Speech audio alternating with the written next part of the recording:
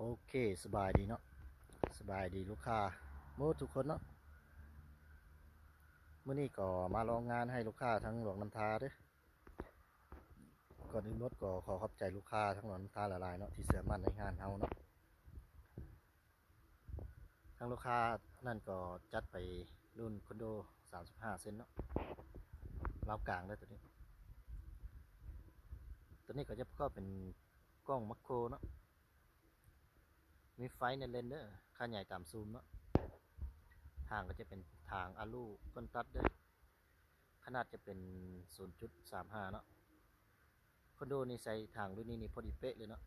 พอดีงามแล้วก็เต่งบ่ามันสะดวกนะมันเต่งบ่าเขานี่สะดวกยิงสะดวกนะ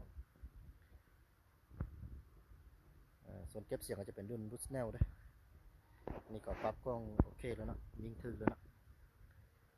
ท่านว่าลูกค้าผู้ใดเนาะที่สนใจรุ่นยาวรุ่นสั้นก็สามารถติดต่อเข้ามาหาได้เด้อเครื่องมันยังมีพร้อมส่งเนาะ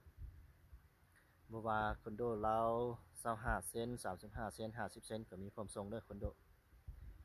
และMC K2 ตัดข้อก็มีพร้อมส่งคือกันสนใจรุ่นใดก็ทักหาได้เด้อเครื่องมันมีพร้อมส่งทางแขวงก็มีเก็บไปทางเนาะคันว่าไปทีเงินโอนบ่พอก็สามารถเก็บไปทางจ่ายเงินสดได้เนาะโอเคสนใจก็สามารถติดต่อเข้ามาหาได้เด้อ